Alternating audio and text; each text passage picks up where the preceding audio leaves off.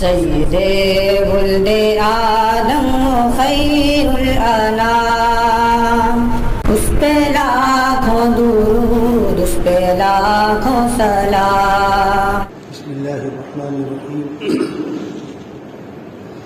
الحمد للہ وکفی وسلام علی عبادہ الذین اصطفی، اما بعد فاعوذ باللہ من الشیطان الرجیم، بسم اللہ الرحمن الرحیم۔ وما ارسلنا من رسول الا بلسان قومه ليبين لهم، صدق اللہ مولانا العلی العظیم۔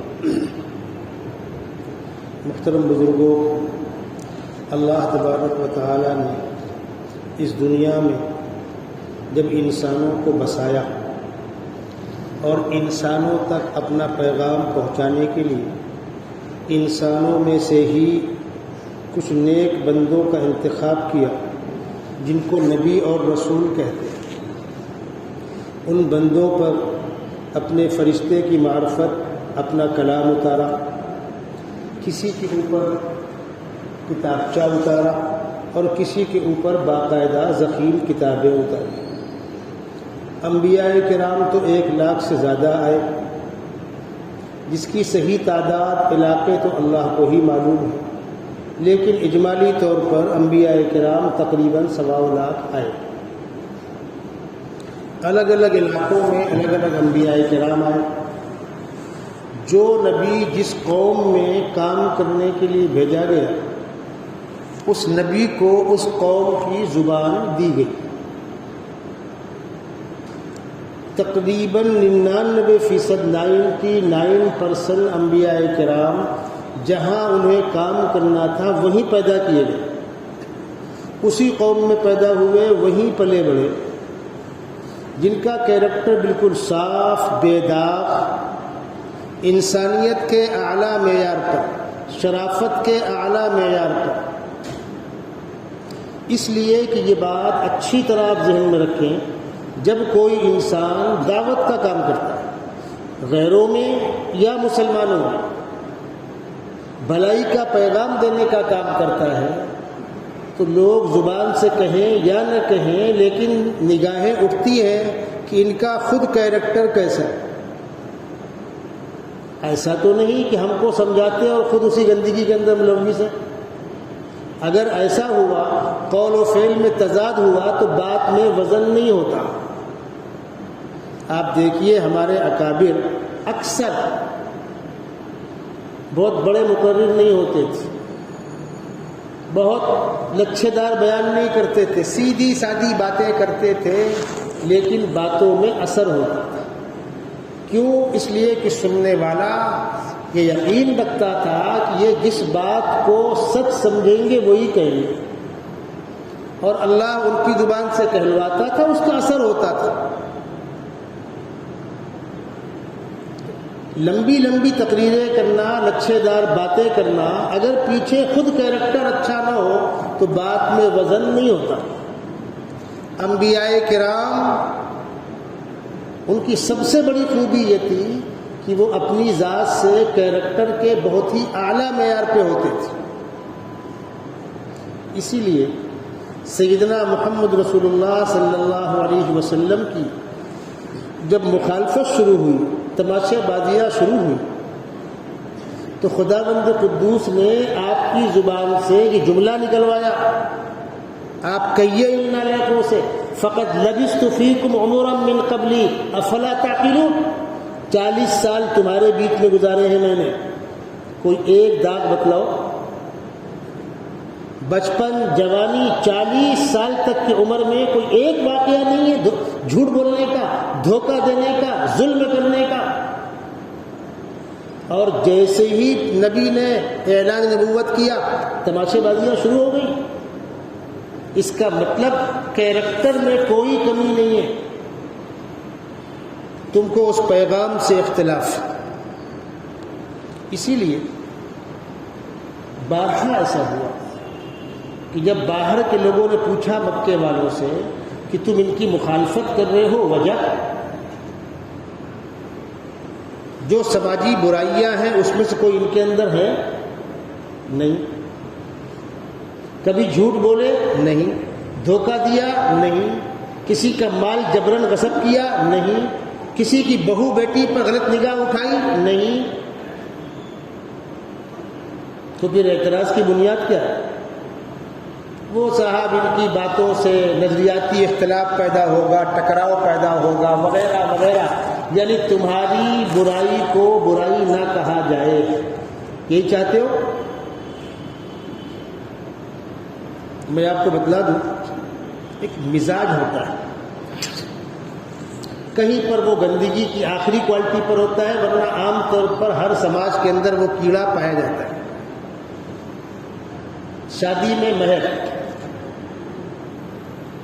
منڈپ لگا، ڈیکوریشن پر، کھانے پر، آنے والی بہو کو ساس کا گفٹ، نندوں کا گفٹ، شوہر کا گفٹ، وہ لاکھوں میں ہوئے گا، اور جو شرعی گفٹ ہے مہر، اس کے ادا کرنے میں جان پہ آتی ہے۔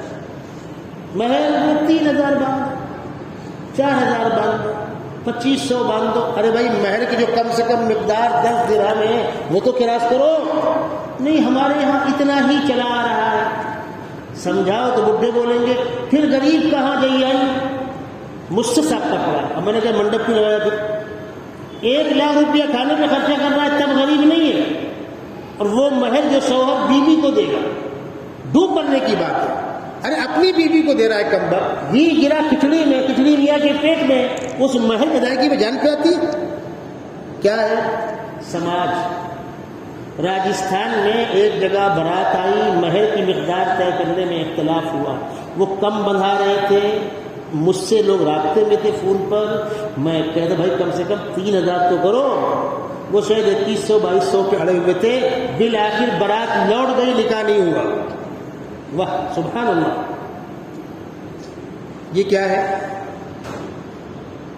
اس پر ایک واقعہ اور سن لیجیے۔ ایک جگہ ایک بیٹھک ہوئی، پنچایت، مجھ کو بلایا گیا، بیٹھا رہا، میں نے کچھ بات جگہوں پر اشارے کیے، بھائی ایسا کر لو ایسا کر لو۔ ایک بات پر ایک بڑے میاں چودھری اڑ گئے، نہیں جیسا ہو تھے ویسی ہوئی۔ میں نے کہا نہیں چچا، غلط ہوتا ہے سماج میں، شریعت یہ نہیں کہتی، یہ کہتی ہے جیسا ہو تھے ویسا ہوئی۔ تو میں نے کہا بھائی پنچایت روک دو، پہلے یہ طے کرو کہ چچا جو کہہ رہے ہیں وہ بات درست ہے یا جو میں کہہ رہا ہوں وہ درست ہے۔ آپ مجھ کو نہ بلاتے چلتا، آپ کہو میں اٹھ کر چلے جاؤں گا چلے گا، لیکن اس وقت تو چاچا کو غلطی ماننی پڑے گی، ورنہ تم سب پر فتویٰ لاگو ہو جائے گا۔ اس کے بغیر پنچایت میں چلنے دوں گا نہیں۔ یہ بدتمیزی کی انتہا نہیں ہے، میں سمجھا رہا ہوں، شریعت یہ کہتی اس کی رعایت کے لو نہیں، جون ہوتے وہی ہوئی۔ اب کیا کریں؟ اب تو گلے پھندا پڑ گیا، چاچا کو معافی مانگنی پڑی، تب پنچایت آگے بڑھی۔ جب پنچایت ختم ہوئی تو میرا ہاتھ پکڑ لیا، تیرے بیٹا مولوی صاحب کہاں کے رہنے والے ہو؟ میں کہا یوپی کا رہنے والا ہوں۔ بھیونڈی میں کب سے رہا ہو؟ اتنے دن سے۔ کہاں ہو؟ سراج العلوم میں ہو۔ اچھا، ہم پہلی دائیں ایسے دونوں مولوی دیکھے جو پنچایت میں ہم کا پیک کرے، ہم 150 طلاق کرائے ہیں تھے وہ چودھری۔ میں نے کہا اللہ مبارک کرے 500 کرا، لیکن آئندہ تماشا چلے گا نہیں، دماغ سے خناس نکال دو، جون ہوتے وہی ہوئی نہیں۔ دادا چڈی پہنے گھومت رہے تو ہم چڈیاں پہن گئے، ہے کوئی بولنے والا؟ دادا سائیکل میں رہے تو ہم سائیکل چل پہ، ہے کوئی بولنے والا؟ دادا کچے مکان میں ہم کچے مکان میں رہے، ہے کوئی بولنے والا؟ دنیاوی معاملات میں ایک قدم آگے بڑھتے ہو، اور شریعت کے اندر یہ ہے وہ گندگی جس کا سابقہ انبیاء کرام کو پڑتا تھا۔ انبیاء کرام اچھی بات کہتے تھے، امتیں مخالفت کرتی تھی۔ خداوند قدوس نے اس کا خاص اہتمام رکھا کہ جس قوم میں نبی کو کام کرنا ہے، نبی وہی زبان بولتے تھے اور اس قوم کی فصیح ترین زبان بولتے تھے، اعلیٰ زبان بولتے تھے۔ میں اس کو آسان الفاظ میں کہوں، کسی نبی کو ترجمان نہیں لگتا تھا۔ امریکہ جماعت آ گئی انگلش بولنے والوں کی، عرب جماعت آ گئی عربی بولنے والوں کی، انہوں نے کچھ کہا، ہم نے ترجمہ کر کے آپ کو دیا، تو کشش کم ہو جاتی ہے۔ اور ڈائریکٹ آپ سوچئے، آپ کا جہاں علاقہ ہے، جہاں گاؤں ملک ہے، وہاں کا آدمی آپ کو ملے اور آپ اپنے گاؤں کی بھاشا میں بات کر لیں، تھکن دور ہو جاتی ہے۔ انسانی مزاج ہے، دنیا میں کہیں جائے انسان، جہاں اس کا گھر اور وطن ہے وہاں پہنچ کر قرار ملتا ہے۔ انسانی مزاج، جو زبان بولتا ہے اس زبان میں ان سے بات کرو خوشی ہوتی ہے۔ آپ مہاراشٹر کے اندر کسی آفس میں آپ چلے جائیں اور مراٹھی میں آپ بات کریں، الگ انداز ہے، اور آپ بہترین لکھنوی اردو بولے کوئی سننے والا نہیں۔ اور یہاں کا آدمی لکھنؤ پہنچ جائے جہاں اچھی اردو بولی جاتی ہے وہ مراٹھی بولے کوئی کھڑا کرے گا۔ انسانی مزاج۔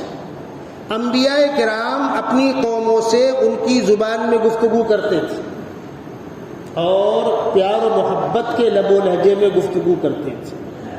یاد رکھیے گا یہ بھی قوموں کی کمزوری ہے، فلاں سے نہیں ملنا، فلاں سے بات نہیں کرنا، فلاں کا منہ نہیں دیکھنا، یہ کامیاب طریقہ نہیں ہے۔ ایک دوسرے سے بات چیت کرو، اپنی تکلیف کا اظہار کرو، اپنی بات ان سے کہو، ان کی بات تم سنو۔ ہو سکتا ہے مل بیٹھ کر بات کرنے سے غلط فہمی دور ہو۔ خداوند قدوس نے حضرت موسیٰ علیہ السلام فرمایا، موسیٰ تم جاؤ فرعون کے پاس۔ جب خداوند قدوس نے موسیٰ علیہ السلام کو نبوت سے سرفراز فرمایا تو موسیٰ علیہ السلام نے درخواست کی، پروردگار میری زبان میں لکنت ہے، اٹک اٹک کے آپ بولتے تھے، میرے بھائی ہارون ان کی زبان صاف ہے، آپ اس کام میں ان کو میرے ساتھ لگا دیجیے۔ پروردگار نے کہا ٹھیک ہے، قال قد اوتیت سؤلک یا موسیٰ، جاؤ تمہاری مراد پوری کی گئی، تم دونوں جاؤ، تم اور ہارون، اذهبا الى فرعون انه طغى، فرعون کے پاس جاؤ، بہت سرکش ہو گیا ہے، بہت سر چڑھا ہو گیا ہے۔ ایک آدمی نافرمانی کرتا ہے، نماز نہیں پڑھتا ہے، روزہ نہیں رکھتا ہے، خدا کو نہیں مانتا ہے، اور اس سے بڑا سرکش ہوتا ہے، وہ کیا کہتا ہے میں خدا ہوں، خدا کی خدائی میں مداخلت کرتا ہے۔ فرعون اپنے آپ کو اس زمانے کا خدا کہلاتا تھا۔ کیوں کہلاتا تھا؟ حکومت بہت بڑی تھی، بڑا پاورفل تھا، کبھی بیمار نہیں پڑتا تھا، سر میں اس کے درد کبھی نہیں ہوتا تھا۔ اب اتنی ساری باتیں جمع ہو گئیں، اس کو یہ غلط فہمی ہوئی کہ میں خدا ہوں۔ تو خداوند قدوس نے فرمایا اذهبا الى فرعون انه طغى، فرعون کے پاس جاؤ، اس سے گفتگو کرو۔ کیسی گفتگو کرنی ہے وہ سنیے غور سے۔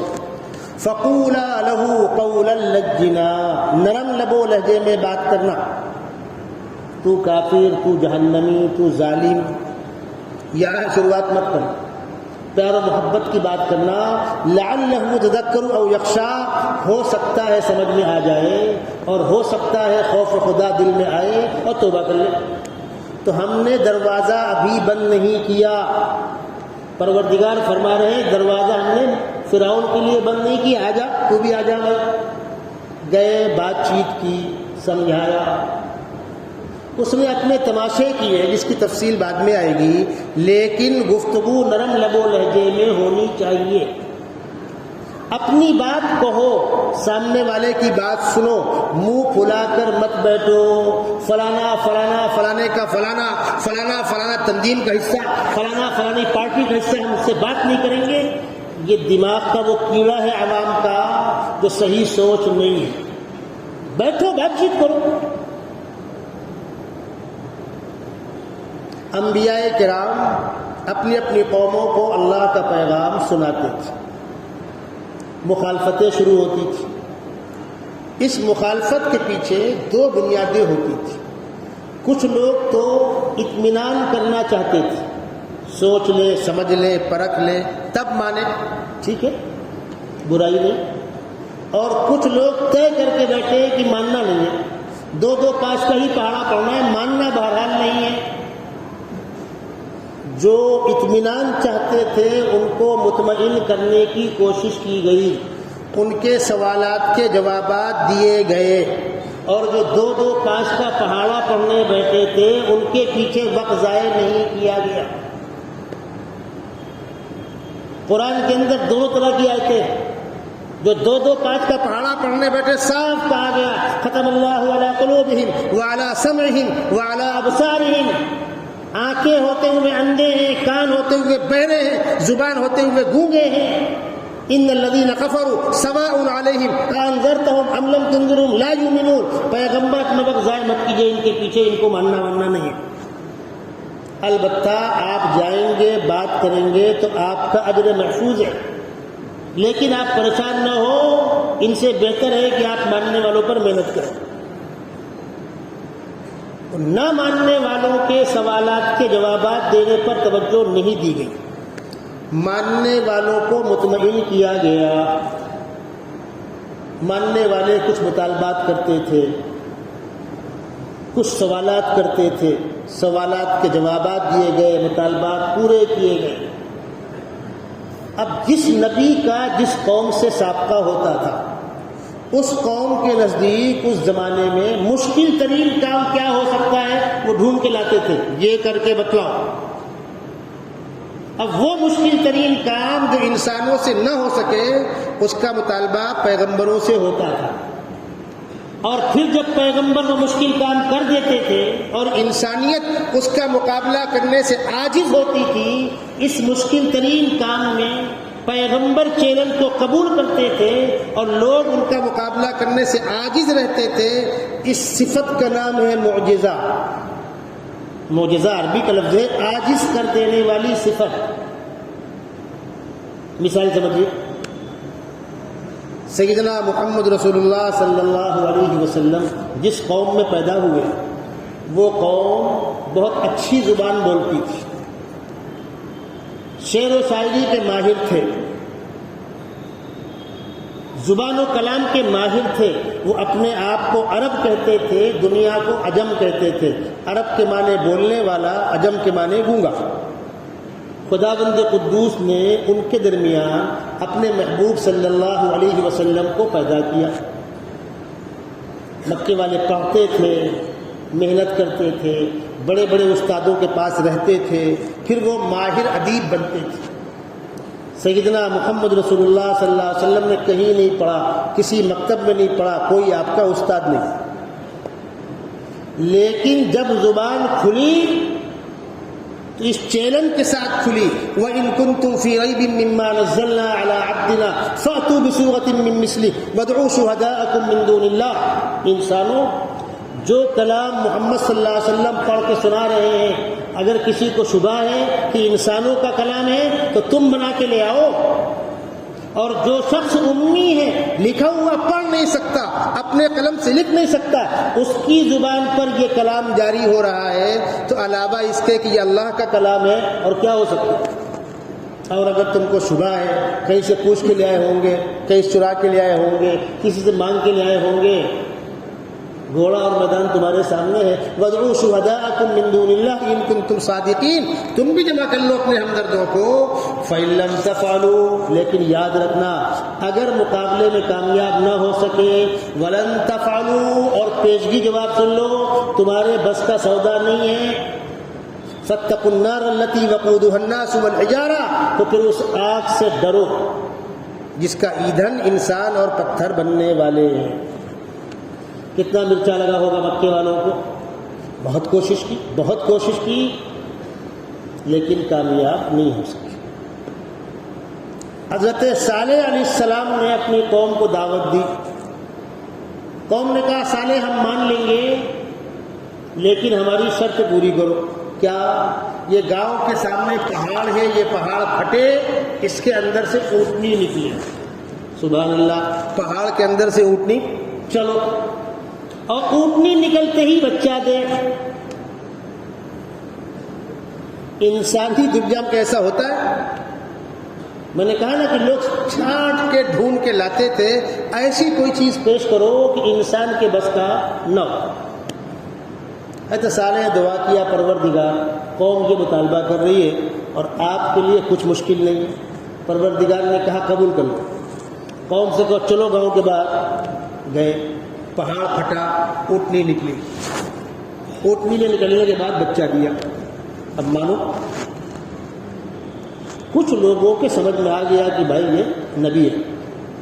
باقی عام لوگوں نے انکار کر دیا، نہیں وہ تم نے کچھ نہ کچھ اس میں جھول کیا ہے، جادو کر دیا ہے، سحر کر دیا ہے۔ اب سنیے، یہ اونٹنی آئی کہاں سے؟ تمہارے مانگنے پر من جانب اللہ، یہ عام اونٹنی نہیں ہے۔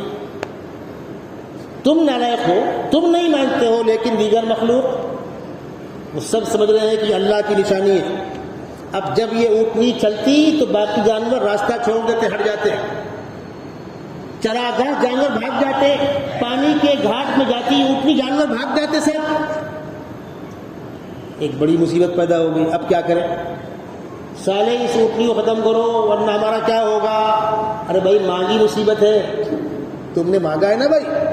پنچایت بیٹھی، کیا ہو، ایک کام کرو، ایک دن اونٹنی چھوڑی جائے گی پانی پینے کے لیے، گھاس چرنے کے لیے، تمہارے جانور بندے رہیں گے۔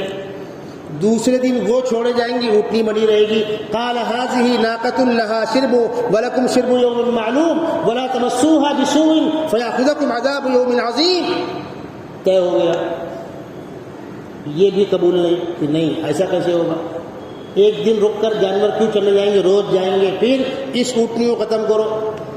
حضرت صالح سمجھا رہے، خبردار خبردار، اونٹنی کو چھیڑنا نہیں، وَلَا تَمَسُّوهَا بِسُوءٍ فَيَأْخُذَكُمْ عَذَابُ يَوْمٍ عَظِيمٍ، برے ارادے سے ہاتھ مت لگانا ورنہ اللہ کو جلال آئے گا، عذاب آئے گا۔ قوم نہیں مانی۔ فَعَقَرُوا النَّاقَةَ وَعَتَوْا عَنْ أَمْرِ رَبِّهِمْ، اونٹنی کے پیر کاٹ دیے، اونٹنی کو مار ڈالا اور اپنے رب کے فرمان کو چیلنج دیا۔ وَقَالُوا يَا صَالِحُ ائْتِنَا بِمَا تَعِدُنَا إِن كُنتَ مِنَ الْمُرْسَلِينَ، صالح تم کو جو کرنا ہے کر لو، ہم نے ہمارا کام کر دیا۔ تو خداوند قدوس نے کہا صالح اب تو قوم پر عذاب آئے گا، تم قوم کو چھوڑ کر ہٹ جاؤ، ان کو برباد ہونے دو۔ آسمان سے عذاب آیا، سب پلٹ گئے، اودے منہ پڑے، پوری قوم کی لاشیں بکھری ہوئی ہیں۔ حضرت صالح علیہ السلام نے اپنی قوم کو خطاب کیا ہے مرنے کے بعد۔ فتولى عنهم وقال يا قوم لقد ابلغتكم رسالات ربي ونصحت لكم ولكن لا تحبون الناصحين۔ میرے بھائیوں، میں نے تو آپ کی کڑوی کسیلی برداشت کر کے آپ کو اللہ کا پیغام سنایا، لیکن تم سنتے کہاں تھے؟ نبی سے بڑا مشفق شفیق کون ہوگا امت کے لیے؟ پیار و محبت کے ساتھ تمہاری کڑوی کسیلی برداشت کر کے اللہ کا پیغام سنا رہے ہیں۔ نبی اپنے پیغام پر بندوں سے اجرت نہیں چاہتا، اس سے بڑا کوئی ہمدرد نہیں ہوگا۔ تو انبیاء کرام امتوں کو نشانیاں دکھاتے تھے، ان نشانیوں کا نام تھا معجزہ۔ حضرت موسیٰ علیہ السلام فرعون کے پاس آئے، فرعون نے کہا موسیٰ خالی زبانی جمع خرچ ہے، کوئی ثبوت بھی ہے؟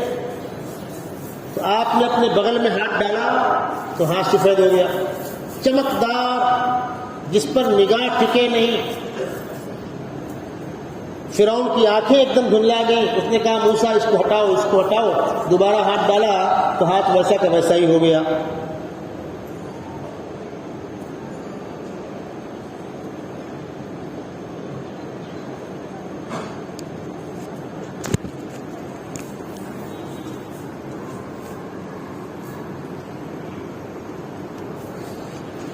کہا اور کچھ دکھاؤ، آپ نے لاٹھی پھینکی، وہ سانپ بن گیا، بڑا فرعون کی جانب بھاگا فرعون۔ تو فرعون نے کہا اچھا ایک بات سمجھ میں آ گئی، تم جو 10 سال غائب تھے جادو سیکھ کر آئے ہو تم۔ اچھا اس زمانے میں جادو بہت عروج پر تھا، فرعون کے زمانے میں جادو بہت عروج پر تھا۔ تو فرعون نے کہا اچھا ایسا ہے، ایک کام کرتے ہیں، میں جادوگروں کو بلوا لیتا ہوں اور تمہارا مقابلہ کروا دیتا ہوں، ٹھیک ہے؟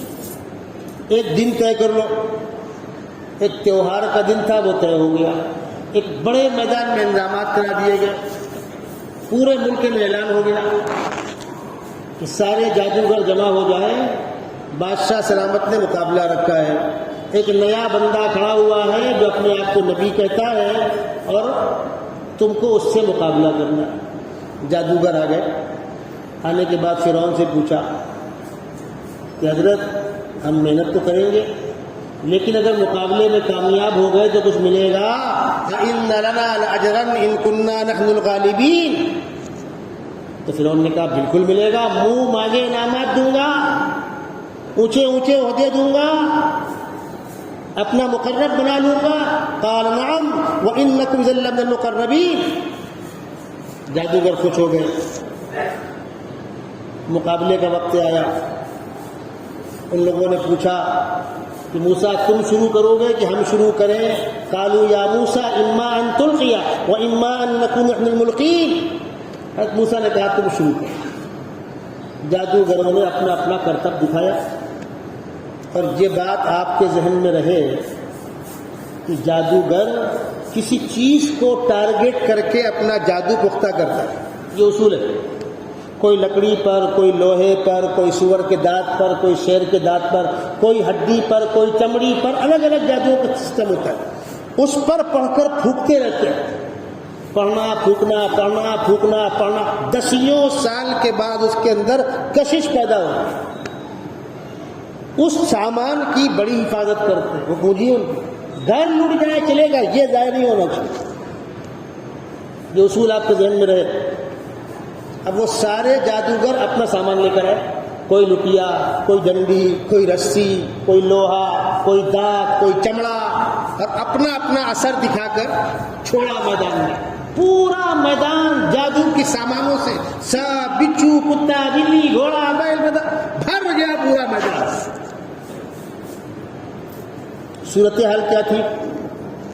حضرت موسیٰ علیہ السلام جس قوم کی نمائندگی کر رہے تھے، بنی اسرائیل، یہ قوم مصر میں پردیسی تھی، کنعان سے آئے تھے، اور مصر کی اصل قوم جو تھی قبطی، فرعون اس قوم سے تھا۔ حضرت یوسف علیہ السلام کے زمانے میں جب جیل سے آپ نکلے اور بادشاہ کو تعبیر بتلائی اور پھر قحط پڑا، تو بادشاہ نے اسی وقت ان کو وزیر خزانہ بنا دیا۔ بادشاہ کے انتقال کے بعد آپ بادشاہ بن گئے مصر کے، پھر اپنے خاندان کو مصر بلا لیا۔ حضرت یوسف نے انسانوں کی بڑی عظیم خدمت انجام دی اس زمانے میں۔ 7 سال قحط کے باوجود فاقہ نہیں ہونے دیا۔ علاقہ کا علاقہ آپ کا بڑا معترف تھا، ان کے انتقال کے بعد بھی خاندان کا بڑا احترام تھا، لیکن آہستہ آہستہ آہستہ آہستہ وہ چیزیں ختم ہوئی، اور 100-200 سال کے بعد علاقائیت نے زور پکڑا کہ صاحب مصر پر حکومت کرنا تو مصریوں کا حق ہے، اور مصری قبطی ہیں۔ اور پھر ایک کے بعد ایک کے بعد ایک کے بعد فرعون آنا شروع ہوئے۔ فرعون کس شخص کا نام نہیں ہے، فرعون ایک عہدہ تھا، بادشاہ مصر کو فرعون کہتے تھے۔ ایک فرعون موسیٰ علیہ السلام زمانے میں تھا۔ جب مقابلہ طے ہوا، اب موسیٰ علیہ السلام کا پیغام ابھی چلا نہیں تھا، نئی نئی بات تھی۔ قوم سینکڑوں سال سے غلامی کے زنجیر میں جکڑی ہوئی تھی، سوچ مشق ہو گئی تھی۔ کسی بھی قوم کو تلوار سے گردن مارنا ضروری نہیں ہے، اس کی سوچ ختم کر دو، قوت دفاع ختم کر دو، قوم مر گئی۔ قوت فکر و عمل پہلے فنا ہوتی ہے، تب کہیں قوم کی شوکت کو زوال آتا ہے۔ تو بنی اسرائیلیوں کی سوچ مر چکی تھی۔ اصولاً ان کو موسیٰ علیہ السلام کے ساتھ کھڑا ہونا چاہیے، ہمت نہیں کر رہے تھے، کہیں موسیٰ ہار گئے تو کیا ہوگا۔ تو موسیٰ علیہ السلام کی قوم الگ کھڑی تھی، اور فرعون اپنے لاکھوں لشکر کے ساتھ الگ کھڑا ہوا تھا، اور یہ دونوں بھائی حضرت موسیٰ اور ہارون الگ کھڑے تھے۔ قوم ان کے ساتھ نہیں تھی، یہ کھڑے سوچ رہے تھے یہ پورا میدان جانوروں سے بھر گیا، سانپ، بچھو، کیڑے مکوڑے، میں بھی لاٹھی پھینکوں گا وہ بھی سانپ بن جائے گا، اتنا ہی نہ ہوگا، میرا تھوڑا موٹا ہوگا، بڑا ہوگا، فیصلہ کیسے ہوگا؟ اور اگر فیصلہ نہ ہوا تو رسوائی ہوگی۔ فرعون کے ساتھ طاقت ہے، لشکر ہے، فوج ہے، پیسہ ہے، حکومت ہے۔ قرآن نے اس منظر کی منظر کشی کی، فَأَوْجَسَ فِي نَفْسِهِ خِيفَةً مُوسَىٰ، حضرت موسیٰ اس منظر کو دیکھ کر خوف محسوس کر رہے تھے۔ قُلْنَا لَا تَخَافْ، موسیٰ ڈرنا نہیں، انک انت الاعلی، جھنڈا تمہارا ہی بلند ہوگا۔ فرعون جیسے 100 آ جائے کچھ فرق پڑنے والا نہیں ہے، خدا کی خدائی کے سامنے کسی فرعون کی فرعون چلنے والی نہیں ہے۔ القی ما فی یمینک، تلقف ما صنعوا، تم پھینکو تو دیکھو تماشا ابھی ان سب کا نام و نشان مٹ جائے گا. کیوں؟ انما صنعوا کید ساحر، یہ جو کچھ لائے ہیں یہ جادوگروں کا جادو ہے اور تمہارے پاس خدائی طاقت معجزہ ہے. یہ فرق ہے. نبی کا معجزہ من جانب اللہ ہوتا ہے اور جادو انسانوں کی پیداوار ہوتی ہے.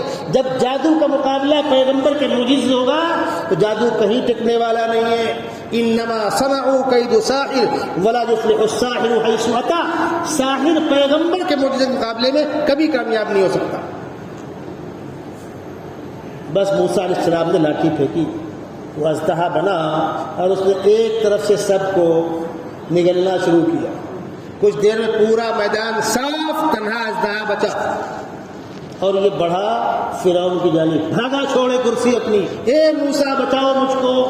آپ نے آگے بڑھ کر اس کے منہ میں ہاتھ ڈالا، سکی لکڑی. اب جادوگروں کے لیے دو مصیبت. پہلی بات تو ہار گئے، اس سے بڑی مصیبت وہ سامان کہاں گیا جس پر 10 سال محنت کی تھی. وہ رسی، وہ ڈنڈی، وہ لٹیا، وہ کیل، وہ پتھر، وہ چمڑا، وہ کائنات لٹ گئی ان کی. بھائی وہ گیا کدھر؟ آپس میں کہنے لگے کہ یار یہ جادو تو نہیں ہے نا. بھائی جادو ہوتا تو ہمارے کرتب تھے ان کو کاٹ دیتا. وہ جو کہ تو لکڑی، لکڑا، پتھر بن جاتا. رسی ڈنڈی جو تھی وہ ہو جاتی. یہ تو ختم ہو گیا. آپس میں کہنے لگے یار ہم سے چوک ہوئی، یہ جادوگر نہیں ہے، پھر نبی ہے. یہ تو نبی ہے. ارے ہم سے غلطی ہو گئی، ہم نبی کے مقابلے میں آ گئے، نعوذ باللہ. اس سے بڑی ضروری کیا ہوگی؟ تو فرعون اور کمبخت سمجھ میں آیا نہ آیا، جادوگر سمجھ گئے کہ یہ تو نبی ہے. جب یہ نبی ہے تو بس پھر اب بحث نہیں، سب کے سب سجدے میں گر گئے اور سب نے ایک آواز ہو کر کہا آمنا برب ہارون و موسیٰ. 70,000 جادوگر ایک لمحے میں سجدے میں گرے اور نعرہ لگایا آمنا برب ہارون و موسیٰ. فرعون تو بڑی بے آبرو ہوئی، بڑی کرکری ہوئی. مجمع عام کے اندر جن فوجیوں کو لائے تھے مقابلے کے لیے وہی ہاتھ سے نکل گئے. فرعون جلال میں آیا، قال آمنتم له قبل ان آذن لكم انه لكبيركم الذي علمكم السحر فلا سوف تعلمون لاقطعن ايديكم وارجلكم من خلاف. ایسا لگتا ہے کہ موسیٰ تمہارا گرو ہے، تم سب چیلے ہو اور تم نے میچ فکسنگ کر لیا، تمہاری سیٹنگ ہے. یہ لمبی ڈیل ہو گئی ہے، خبردار خبردار، فوراً لوٹاؤ اپنے پرانے مذہب میں ورنہ تمہارے ہاتھ پیر کاٹ کے کھجوروں کے پیڑوں میں ٹنگوا دوں گا. جادوگروں نے کیا کہا؟ فرعون دیکھ بھائی اب تک جو ہوا ہوا، اب سمجھ میں آ گیا ہم نہیں پھرنے والے. تو ہاتھ کاٹ کہ پیر کاٹ کہ گردن کاٹ. قالوا لا غیر انا الی ربنا منقلبون. مرنے کے بعد اللہ کے پاس جانا ہے، وہاں کی رسوائی سے بچ گئے، سودا کامیاب ہے. انا نطمع ان یغفر لنا ربنا خطایانا ان كنا اول المؤمنین. ہماری جو غلطی تھی کہ ہم موسیٰ کے مقابلے میں آئے، اگر خدا ہمیں معاف کر دے اور تو ہمارے ٹکڑے کروا دے ہمیں گوارا ہے، کوئی ایک پھرا نہیں. کیا چیز تھی؟ اس بات کو پھر لائیے. جس نبی کو جس علاقے میں جس قوم میں بھیجا گیا، اس قوم کو جس چیز پر ناز ہوتا تھا خداوند قدوس پیغمبر کو اسی لائن کا معجزات دیتے تھے تاکہ ارمان نہ رہے. کہ تو فرعون کس پر ناز تھا؟ جادو پر. وہ زمانہ جادو کے عروج کا زمانہ تھا تو خداوند قدوس نے کہا ٹھیک ہے آ جاؤ. اور جب جادوگر شکست کھائے تو سب کو سمجھ میں آ گیا. حضرت عیسیٰ علیہ السلام جس زمانے میں تشریف لائے اس زمانے میں فن طب، علم طب بہت عروج پر تھا. تاریخ میں سب سے زیادہ ترقی یافتہ دور طب کا وہ دور تھا. اس زمانے میں اطباء نبض پکڑ کے یہ بتلا دیتے تھے کہ آپ کو یہ بیماری خاندانی ہے، میراثی ہے، تمہارے ابا کو بھی تھی، دادا کو بھی تھی. یہ بیماری آپ کی میراثی ہے، پیدائشی ہے، بس پرہیز کرتے رہو، ختم نہیں ہونے والی. مریض کی آنکھوں کے اندر کی دھاریاں دیکھ کر مرد پکڑ لیا کرتے تھے. اور آج کیا ہوتا ہے؟ ڈاکٹر لوگ معاف کریں گے بھائی، آج بلڈ رپورٹ دیکھتے اور وہاں کون بیٹھے ہوئے ہیں؟ بڑی تلخ حقیقت بتلا رہا، وہاں بیٹھا کون ہے؟ سارے مقدم بیٹھے. ڈگری ہولڈر کہاں ہے؟ وہ گھوم گھوم سائن مارتا ہے تاکہ پکڑے نہ جائیں. اس کا کام خالی گھوم گھوم کر لیب میں سائن مارنا ہے. چیک کون کر رہا ہے؟ سارے مقدم بیٹھے ہیں کنٹریکٹ پہ. انجام کیا ہوگا؟ تقریباً 10 سال پہلے کی بات ہے، ایک ڈاکٹر کو خطرناک بخار آیا، تیز ملیریا. احتیاطاً خون چیک اپ کو دیا گیا، رپورٹ آئی ملیریا نہیں ہے. اب ڈاکٹروں کی ٹیم بیٹھی ہوئی کہہ رہے ایسا کیسے مان لیا؟ ایک منچلے نے کہا ایک کام کرو گے؟ ہاں. دوبارہ نکالو خون، نکالا، 2 بوتلوں میں ڈالو، 2 لیب میں الگ الگ بھیجو، 2 نام سے دیکھو رپورٹ آئے گی. 2 لیب میں الگ الگ بھیجا گیا، الگ الگ رپورٹ آئی. اب بولو. میں اپنی اہلیہ مرحومہ کے لیے چیک اپ کرایا، میں تقریباً 10,000 کی چیک اپ کرایا. اور جب بمبئی کے ڈاکٹر کے آگے میں نے فائل میں پوچھا یہ ڈھونڈی کی رپورٹ ہے، میں نے کہا سوری، اس کے بھروسے ہم کچھ نہیں کر سکتے. ایک چیک اپ لکھ رہا ہوں، یہ آپ کرا دیجئے، میں آپریشن کر دوں گا. ایک چیک اپ پر 150 سے 200 روپے کا ایک چیک اپ خالی کیا، آپریشن کر دیا. چلیے جہاں صحیح چیک اپ ہوتا ہے وہاں بھی ڈاکٹر بلڈ کی رپورٹ پر اٹکے ہوئے، مشینری کی رپورٹ پہ اٹکے ہوئے. خود کیا ہے تمہارے پاس؟ اس زمانے میں انسانوں کے اندر خود فن ہوتا تھا، خود ہنر ہوتا تھا. آج وہ چیزیں پھر لوٹ کے آ رہی ہیں. کتنی پرابلم ہے تو یہاں دباؤ، ہارٹ پرابلم ہے تو یہاں دباؤ، معدے میں مرض ہے تو یہاں دباؤ. یہ اس زمانے کے علاج ہے جو آج پھر لوٹ کے انسان ادھر آ رہا ہے. حضرت عیسیٰ علیہ السلام کا دور جو ہے وہ فن طب کا بہت ہی عروج کا دور ہے. اس زمانے میں بھی جو بچہ ماں کے پیٹ سے اندھا پیدا ہوا اس کا علاج نہیں ہو پاتا تھا. جو بچہ ماں کے پیٹ سے کوڑی پیدا ہوا اس کا علاج نہیں ہو پاتا تھا. انسان اس کا علاج کرنے سے عاجز تھے. خداوند قدوس نے عیسیٰ علیہ السلام کو اسی لائن کا معجزہ دیا، وَأُبْرِئُ الْأَكْمَحَ وَالْأَبْرَصَ وَأُحْيِي الْمَوْتَىٰ بِإِذْنِ اللَّهِ. میں مادر ذات اندھے کو اور مادر ذات کوڑی کو اچھا کرتا ہوں. آپ اس کی آنکھ میں ہاتھ پھیرتے روشنی آ جاتی، کوڑی بدن میں ہاتھ پھیرتے کوڑ ختم ہو جاتا. قبر پر کھڑے ہو کہتے قم بإذن اللہ، مردہ اٹھ کے بیٹھ جاتا. یہ خداوند قدوس انبیاء کرام کو جو معجزات دیتے تھے، مختلف انبیاء کرام کو الگ الگ معجزات دیے گئے. وہ سارے معجزات سیدنا محمد رسول اللہ صلی اللہ علیہ وسلم کے اندر لا کر جمع کر دیے گئے. بڑا تفصیلی موضوع ہے. کہنے والے نے کہا حسن یوسف دم عیسیٰ ید بیضا داری آنچ خوبہ ہما دارن تو تنہا داری. یوسف کا حسن ہو، موسیٰ کا عصا ہو، عیسیٰ کا دم ہو. وہ الگ الگ انبیاء کے اندر جو خصوصیتیں تھیں وہ خداوند قدوس نے آپ کے اندر تنہا جمع کر دی اور آپ کو اس سے 10 گنا مزید معجزات دیے.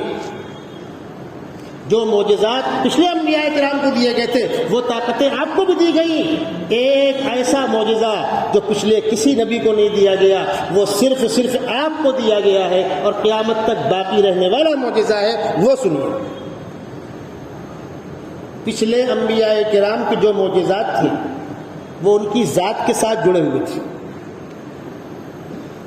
موسیٰ علیہ السلام لاٹھی پھینکیں گے سانپ بنے گا.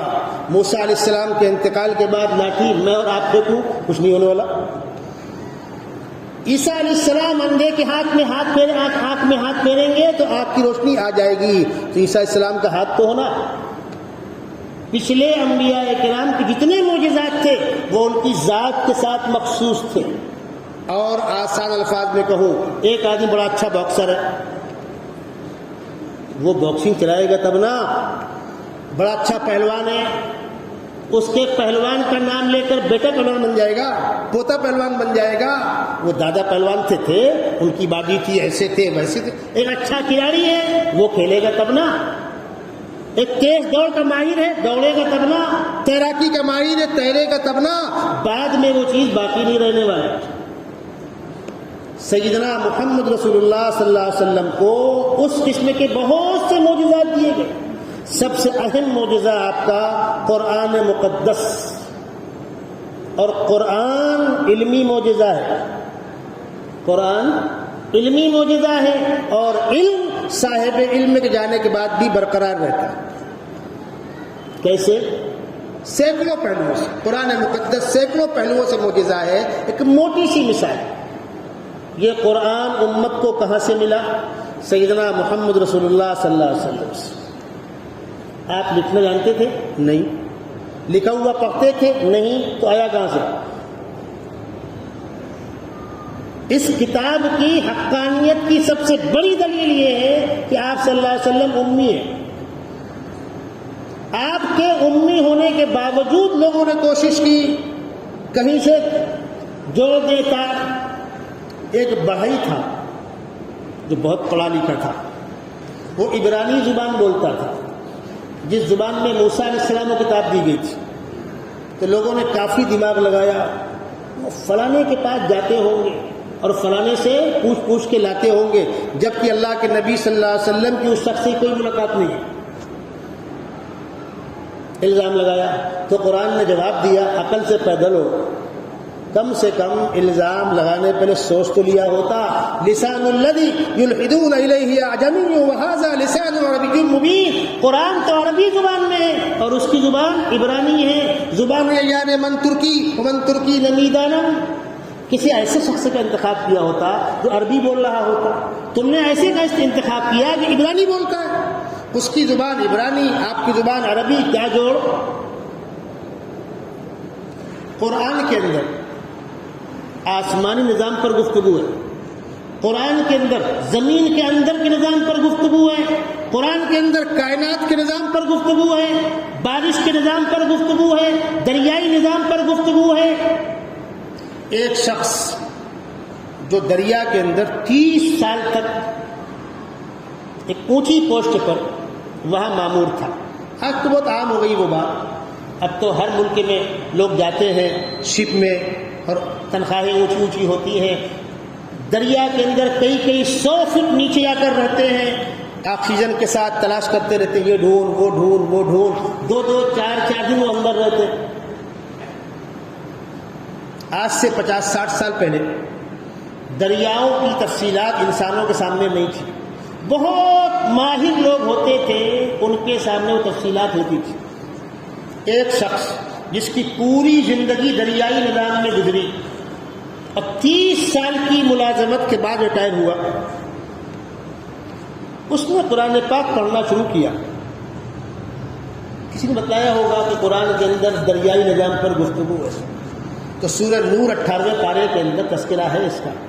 او كظلمات في بحر لجج يغشاه موج من فوقه سحاب ظلمات بعضها فوق بعض اذا اخرج يده لم يكد يراها. پانی میں طے ہوتی ہیں، الگ الگ رنگ ہوتے ہیں، اور پانی کے اندر کی سیاہی جو ہوتی ہے، پانی کے اندر کا اندھیرا، وہ دنیا کا خطرناک اندھیرا ہوتا ہے. آپ یہاں بیٹھے ہوئے ہیں، پورے علاقے کی پاور چلی جائے، کوئی روشنی نہ ہو، چراغ بھی نہ ہو، موبائل کی روشنی بھی نہ ہو، اندھیرا ہو گیا، تب بھی آپ لقمہ لیں گے تو منہ میں آئے گا. آپ کھانا کھا رہے ہوں گے، لقمہ لیں کہاں آئے گا؟ آپ پانی کی بوتل لیں گے تو آپ کے منہ میں آئے گی. دریا کی تاریکی میں اذا اخرج یدہ لم یکد یراہا، اس کا ہاتھ منہ تک نہیں پہنچنے والا، اپنا ہاتھ کہاں ہے معلوم نہیں ہوگا.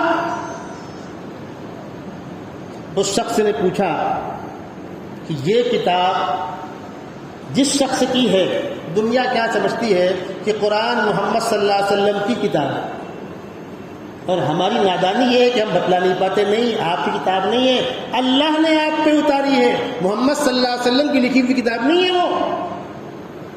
اس نے کہا کہ یہ کتاب جن صاحب کی ہے انہوں نے دریا میں کتنا وقت گزارا؟ تو جواب ملا کہ ان کا کوئی سفر دریائی نہیں ہے. سیدنا محمد صلی اللہ علیہ وسلم کا کوئی سفر دریائی نہیں. اس نے کہا سوال نہیں پیدا ہوتا، ایسا کیسے ہو سکتا ہے؟ ان آیتوں کے اندر دریائی نظام پر جو گفتگو ہے، مجھ جیسا ماہر آدمی سر دھن رہا ہے یہ گفتگو کی کیسے گئی 1400 سال پہلے. آج دنیا وہاں پہنچ رہی ہے. جب اس کو یقین ہو گیا کہ نہیں، اور یہ معلوم ہوا کہ وہ ہستی امی ہے، لکھا ہوا پڑھ نہیں پاتے، اپنے قلم سے لکھ نہیں پاتے، تو اس نے کہا کہ میں پیدا کرنے والے قسم کھا کر کہتا ہوں یہ آسمانی کتاب ہے. قرآن مقدس حضرت صلی اللہ علیہ وسلم نے پڑھ کر صحابہ کو سنایا، صحابہ نے اپنے شاگردوں کو، انہوں نے اپنے شاگردوں کو، اور قیامت تک یہ کتاب سینے در سینہ منتقل ہو رہی ہے. اس کتاب کے ہیرے اور موتی بکھیرے جا رہے ہیں. اس کتاب کی باریکیوں پر لکھنے والے لکھ رہے ہیں، اور آج تک کسی کے منہ میں زبان نہیں کہ وہ کہہ دے کہ میں نے پورا کام کر دیا. پچھلے انبیاء کرام کی کتابیں اسی وقت مٹ گئی. یہ کتاب جو کہ تو برقرار ہے. پچھلے انبیاء کرام کے معجزات ان کی آسمانی کتابیں. اس بات کو ذرا غور سے آپ سن لیجئے. جس طریقے سے جب کوئی فوج آگے بڑھتی ہے دشمن سے مقابلہ کرنے کے لیے، تو فوجیں تین ہوتی ہیں: فضائی، زمینی، دریائی. بحری، بری، فضائی، تین فوجیں ہوتی ہیں ہم کو. اور اس وقت ترقی یافتہ دور میں فضائی حملے میں جس کو برتری حاصل ہے وہ دوسروں پر غالب رہتا ہے. جو آج بڑی طاقتیں ہیں ان کے پاس فضائی برتری ہے. 10 لوگ بیٹھے ہیں، 100 راکٹ داغ رہے ہیں. دشمن کی فوج 5 میل دور کھڑی ہوئی ہے، اس کی رائفل آپ کو نہیں مار سکتی، اس کے ٹینک آپ پر حملہ نہیں کرتے، اور آپ 2 میل اور پیچھے ہٹ کر گولے داغ رہے ہیں. دشمن پیچھے ہٹنے پر مجبور ہوگا. جس طریقے سے آسمانی فوج حملہ کرتی ہے، دشمن پیچھے ہٹنے پر مجبور ہوتا ہے، پھر زمینی اور بحری فوج مقام پر قبضہ لیتی ہے. نبی کے معجزات جو ہوتے ہیں وہ باطل کو پیچھے ہٹنے پر مجبور کرتے ہیں. نظریاتی طور پر باطل پیچھے ہٹتا ہے نبی کے معجزے کی وجہ سے. پھر نبی کی تعلیمات اور کتاب زمینی طور پر آگے بڑھتے ہیں. وہ معجزات جو انبیاء کرام کو دیے گئے وہ ان کے ساتھ چلے گئے، تو فضائی طاقت تو ختم ہو گئی. اب زمینی طاقت جو کتابیں تھیں یا انبیاء کرام کی تعلیمات تھی وہ امتوں نے مٹا دی. اب بتلاؤ تمہارا پیغام چلے گا کیسے؟ کسی نبی کی دعوت چلے گی کیسے؟ تمہارے پاس نہ فضائی برتری ہے نہ زمینی فوج ہے. پیغام کس بنیاد پر دو گے؟ سیدنا محمد رسول اللہ صلی اللہ علیہ وسلم سب سے بڑا معجزہ قرآن مقدس محفوظ ہے، اس کے چیلنجز محفوظ ہیں، آپ کی تعلیمات محفوظ ہیں، آپ کے شاگردوں کے کارنامے محفوظ ہیں، اور دنیا کے اندر اسلامی اسٹیٹ کا کامیاب نمونہ موجود ہے. اب بتلاؤ دعوت دینے کا حق کس کو ہے؟ جس کے پاس نہ پیغمبر کا پتہ، نہ کتاب کا پتہ، نہ تعلیم کا پتہ، نہ زمانے کا پتہ، نہ علاقے کا پتہ. فلاں صاحب بھگوان نے کب پیدا ہوئے پتہ نہیں، کہاں پیدا ہوئے پتہ نہیں، تعلیمات کیا تھی پتہ نہیں. آپ کو بتلا دوں ایک بڑا نازک مسئلہ ہے جذباتی. ہم سیدنا محمد رسول اللہ صلی اللہ علیہ وسلم کو آئیڈیل مانتے ہیں، بالکل مانتے ہیں. قرآن نے کہا تو ان کو انسان مانتے ہیں، بھگوان مانتے ہیں، انسان مانتے ہیں. آپ پیدا ہوئے 63 سال کی عمر میں اللہ کو پیارے ہوئے، آپ کی شادی ہوئی، پہلی بیوی فلاں، دوسری فلاں، تیسری فلاں، آپ کے بیٹے، پہلی بیٹی فلاں، دوسری فلاں، چوتھی فلاں، آپ فلانے کے داماد، فلاں آپ کے داماد، آپ کا خاندان. وہ تمام ضرورتیں جو انسانوں کے ساتھ جڑی ہوئی ہیں وہ آپ کے ساتھ موجود ہیں. تب تو آئیڈیل ہوں گے، نمونہ ہوں گے. ہاں مقام بہت بلند ہے. ہم جس ملک میں رہ رہے ہیں یہاں کے جو لوگ جس کو آئیڈیل بنا کر پیش کرتے ہیں، پوچھو وہ انسان تھے کہ بھگوان؟ بھگوان تھے تو بھگوان انسانوں کا نمونہ کیسے ہوگا؟ یہ میں آپ کو ایک بنیادی پوائنٹ بتلا رہا ہوں. ٹھیک ہے، ایسے حالات نہیں کھل کر گفتگو کی جائے. تم جس کو آئیڈیل مان رہے ہو وہ انسان ہے کہ بھگوان ہے؟ بھگوان ہے تو بھگوان انسانوں کا آئیڈیل کیسے ہوگا؟ انسانوں کا آئیڈیل انسان ہوگا. پچھلے انبیاء کرام یا پچھلے مذہبی پیشواؤں کے نام پر جو مذاہب آئے بچے یا مٹے ان مذاہب کی نسبت پیشواؤں کے ساتھ جڑی ہوئی ہے. موسیٰ علیہ السلام کی امت موسیٰ علیہ السلام کے ساتھ یہودیت کے ساتھ جڑی ہوئی ہے، یہودا کے ساتھ. عیسیٰ علیہ السلام کی امت عیسائیت کہلاتی ہے، محمد صلی اللہ علیہ وسلم کی امت محمدی نہیں کہلاتی ہے، مسلمین کہلاتی ہے. یہ فرق ہے. آپ نے اپنی امت کو اپنے خاندان کے ساتھ نہیں جوڑا ہے. آپ نے اپنی امت کو اسلام کے ساتھ جوڑا ہے. ان الدین عند اللہ الاسلام، اطاعت کے ساتھ جوڑا ہے، اللہ کی خشنودی کے ساتھ جوڑا ہے. آپ کی تعلیمات، آپ کا لایا ہوا دین اور پیغام مکے والوں کے ساتھ نہیں جوڑا گیا، مدینے والوں کے ساتھ نہیں جوڑا گیا، اتباع کرنے والوں کے ساتھ جوڑا گیا ہے. اتباع کرنے والا کوئی بھی ہو، کہیں کا بھی ہو، اور اتباع نہ کرنے والا آپ کے خاندان کا ابو لہب بھی نہ ہو، وہ جہنم میں جائے گا. دنیا اس کی مثال پیش کرنے سے قاصر ہے. انبیاء کرام کو خداوند قدوس دنیا کے اندر اس مقصد کے لیے بھیجتے آئے. انبیاء کرام یہ کے بعد دیگرے، تیسرے، چوتھے، پانچویں، تعلیمات مٹتی رہی، نئے نئے انبیاء کرام آتے رہے. آخری دور میں جب دنیا اس لائق ہو گئی کہ اب پوری دنیا کا ایک پیغمبر بھیجا جائے. اب تک تو الگ الگ آ رہے تھے، کوئی یہاں، کوئی وہاں، کوئی وہاں، کوئی وہاں. اب آخری پیغمبر پوری کائنات کا ایک، تو اللہ نے آخری پیغمبر کو کہاں بھیجا؟ دنیا کے سینٹر مکے میں. کس قوم میں بھیجا؟ عرب قوم میں. عرب قوم بہت سخت مزاج تھی، بہت سخت مزاج تھی، لیکن اس سخت مزاجی کے ساتھ جب مانا تو پھر ایسا مانا کہ دنیا اس کی مثال پیش کرنے سے قاصر.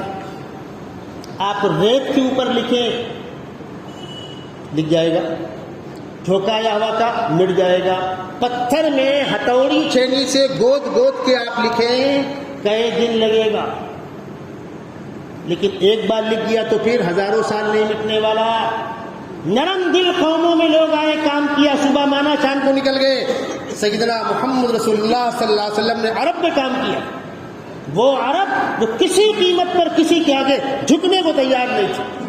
معمولی بات پر تلواریں نکلتی تھی، 100 سال جنگ چلتی تھی. اس قوم کو خداوند قدوس نے آقا صلی اللہ علیہ وسلم کے توسط سے بھائی بنا دیا.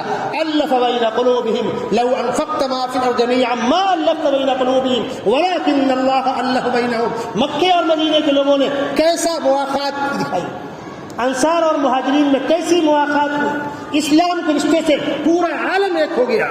یہ خصوصیت کسی اور کو نصیب نہیں.